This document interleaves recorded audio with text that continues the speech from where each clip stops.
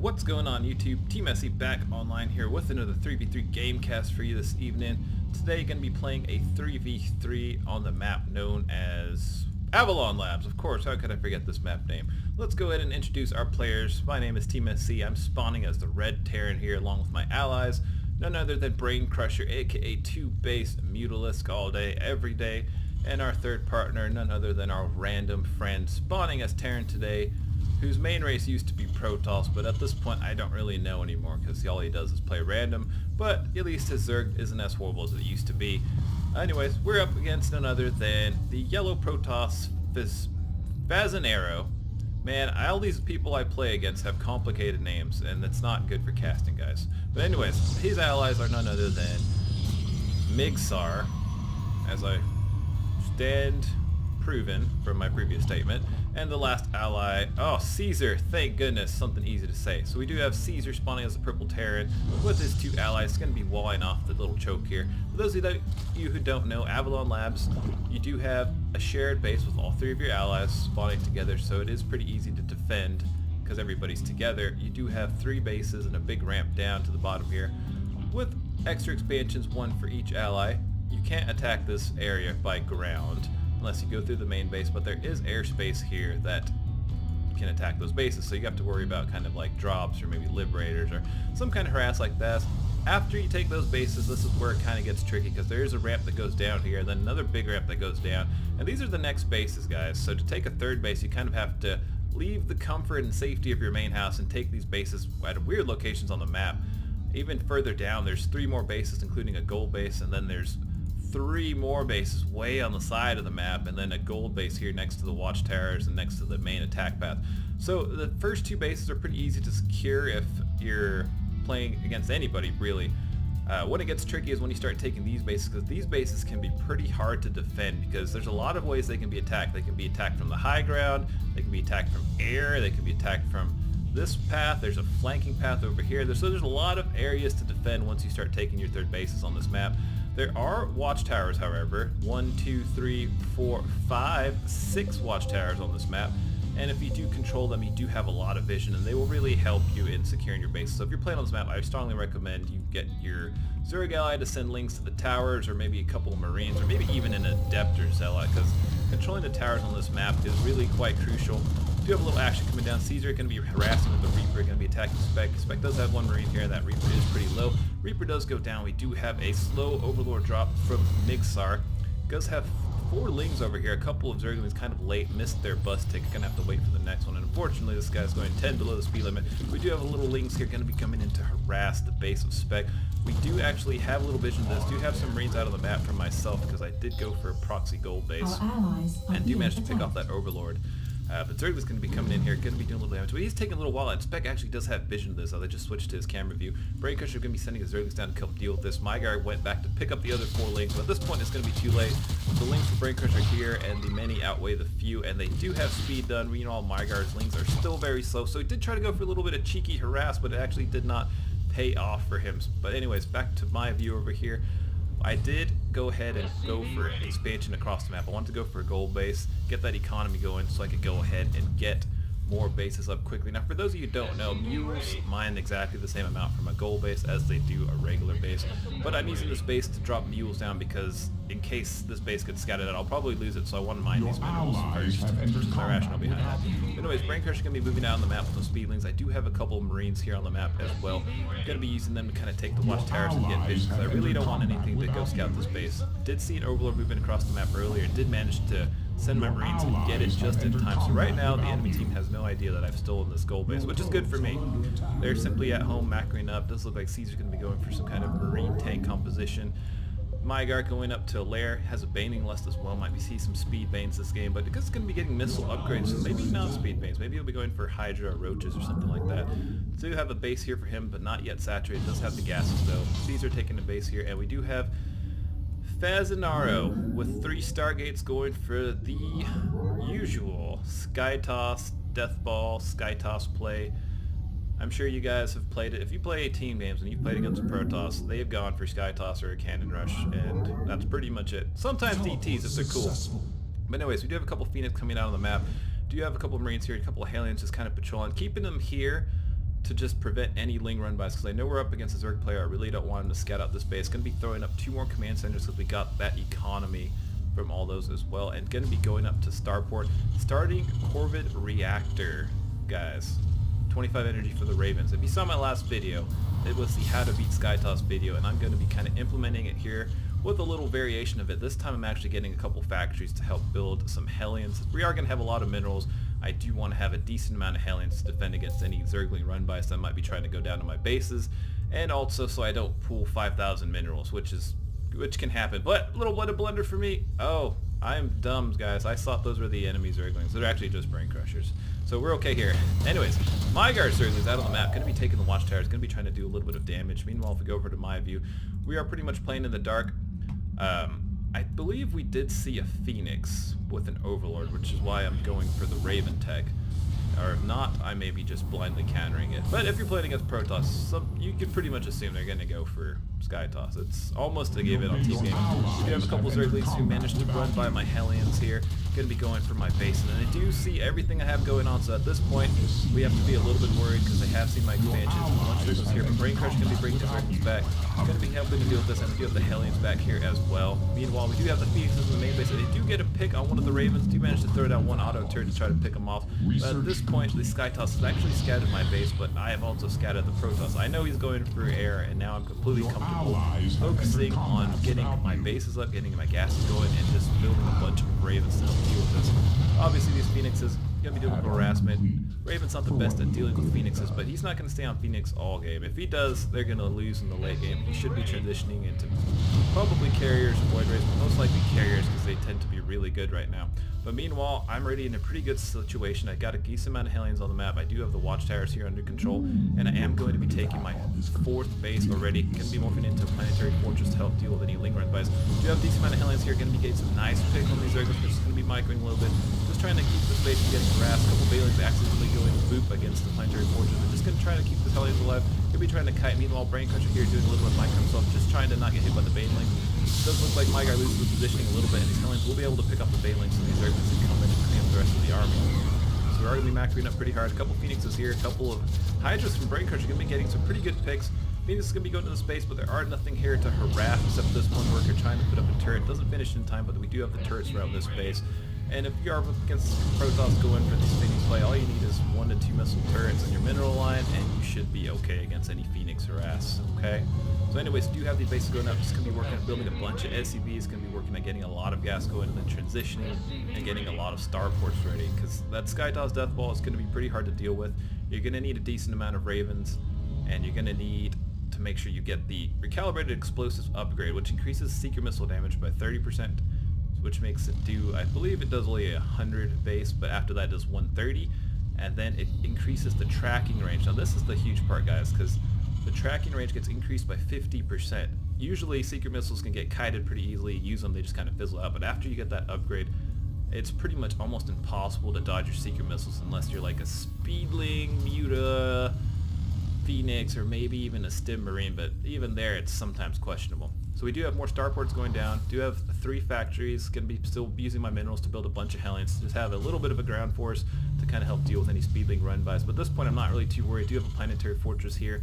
Going to be throwing up a couple more turrets in case Skytoss tries to come harass this base, but going to be keeping my Ravens in the main to help defend my allies' expansions in case they try to come push on this side as well. I am feeling pretty comfortable about this side of the map. I do have a SCV at the watchtower here, and I do have a couple turrets here on the high ground as well.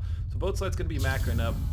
Caesar taking another base, Faznero taking his 3rd base as well, and it does look like he's just going to be committing to the Skytoss Death Balls. But here's the thing though, so carriers cost 350 minerals, 250 gas, they take 86 seconds to build.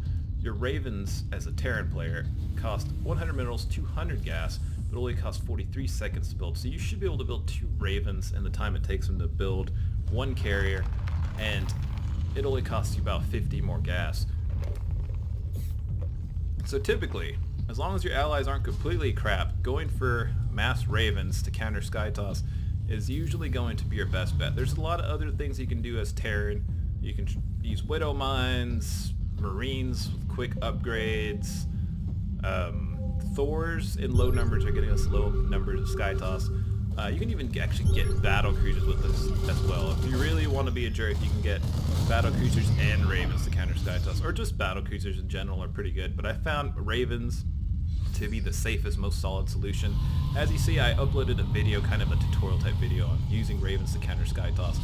And I felt that video was good, but I felt like the sky toss didn't really have that crazy of an army to deal with. So I just kind of wanted to put this strategy in action again and show you a little bit of a better implemented version. This one's a little better because I got some factories, so I'm able to build some Hellions, keep my mineral count low, and overall this one is just kind of panning out to be a little bit more solid. That last game I had the tutorial on, I think I was pulling at one point like 4,000, 5,000 minerals, but anyways, Phoenix is here going to be trying to do a little bit of harassment. I do have a couple of Widow Mines spread across the map just to help deal with any Ling run bys. Just once again try to get some good splash damage kills, because that's really the only thing I'm kind of afraid of. If the Phoenixes come, we got to lift turrets to deal with them.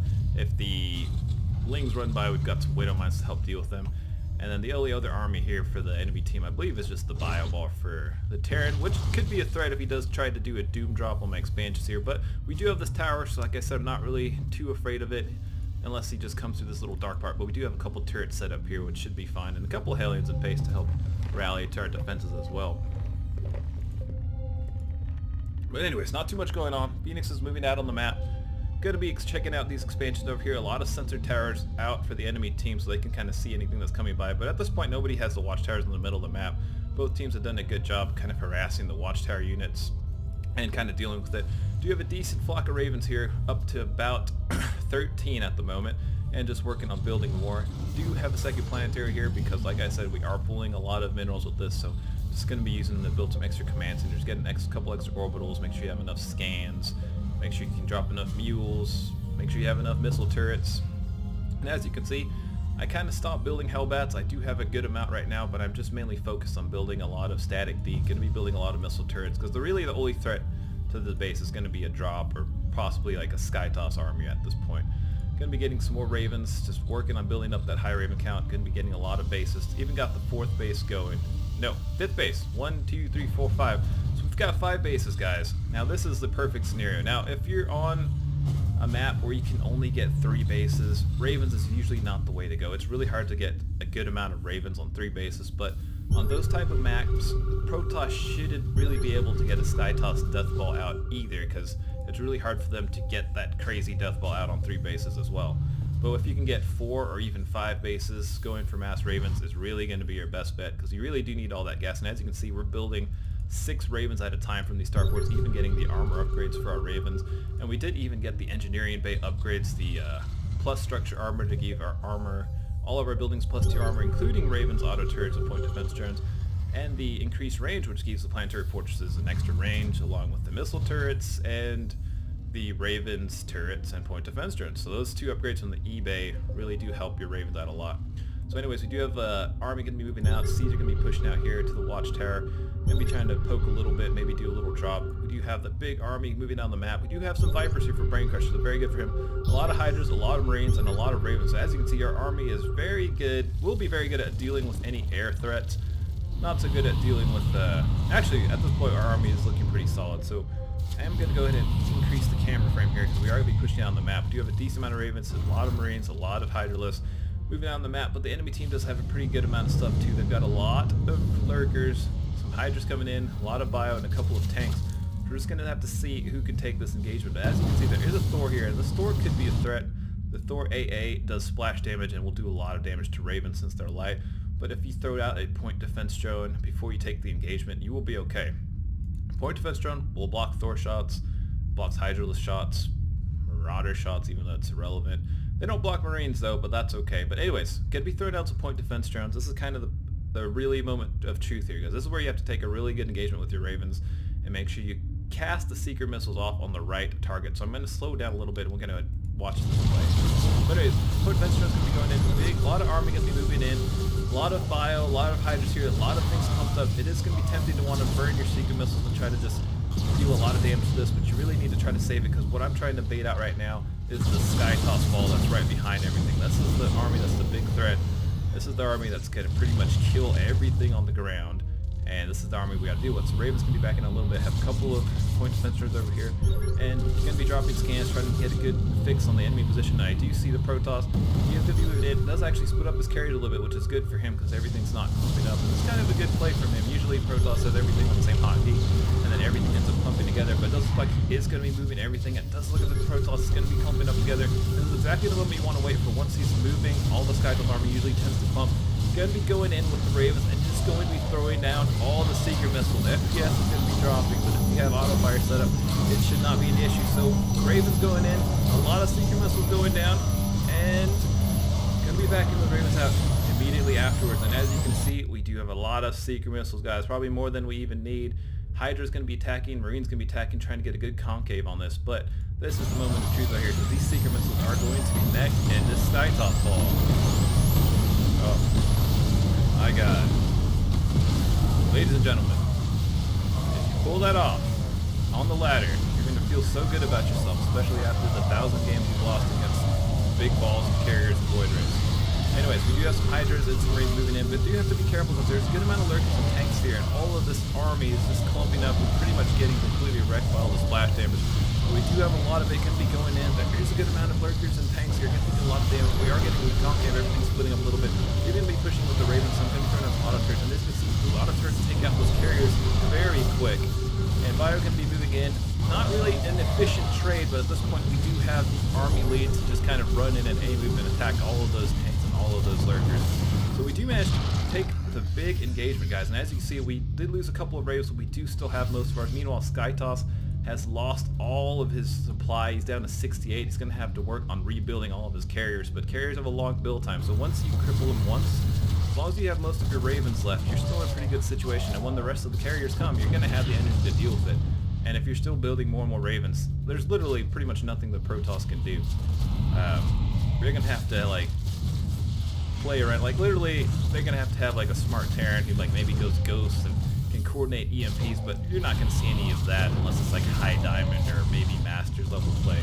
So anyways, going to be moving these these Ravens in, going to be dealing with the creep. You have the big drop spec. It's going to be going straight for the production of Faznair to prevent him from getting that big Protoss death ball out again. There's going to be one carrier here, but this is not going to be a threat for this amount of Marines, with this amount of Medivacs healing them all. And we do have Zerg moving in, Brain Crusher moving in, his Hydra's going to get some damage. And you have some Vikings. I think they're trying to transition, get some Vikings out to deal with the Raven Cloud. But a couple of point defense drones will deal with any Viking shots, and a couple of turrets will help cover the retreat for your Ravens. So Vikings going to be going in, just going to be moving the Ravens back, and these Hydras need to stand there and just shoot those Vikings real quick. Alright, good, you heard me. So anyways, going to be moving in. Faznair does lead the game. Going to be just taking more and more bases behind this, making sure we keep the macro up, take more planetaries, build more gases, focus on getting those armor upgrades for the mech army, and just moving in. And as you can see, we are going to be just slowly chipping away at this base. Hydra's going to be moving in. We should see a GG here pretty soon. There is a decent amount of stuff here from Spec going to be going home to try to remacro up. Brain Crusher taking another base. Going to be sieging up this planetary fortress and just pushing out the Ravens. The best thing about Ravens is they're pretty much kind of good against everything. It's missile turrets, spore crawlers, photon cannons. You can block all of those with the point defense drone, guys. So as you can see, I'm just going to be kind of going here, throwing a couple of turrets down to kind of harass this worker line. If this turret starts to shoot, we could just drop a point defense drone, even throwing some secret missile down on these workers to be dirty. And as you see, right here, recalibrated explosives, guys. Look how far away that SUV is. He thought he got away. Nope. Dirty, dirty, dirty. But anyways, at this point, there's not much to see. It does look pretty one-sided, and they should be leaving the game pretty soon. So let me know what you guys think.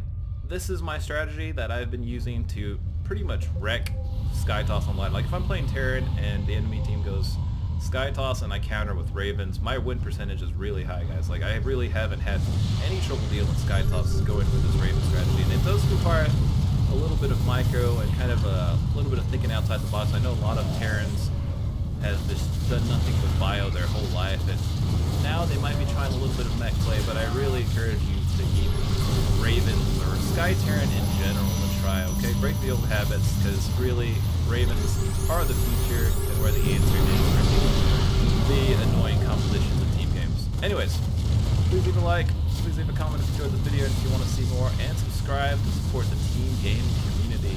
My name is TeamSC, and I'll see you guys next time.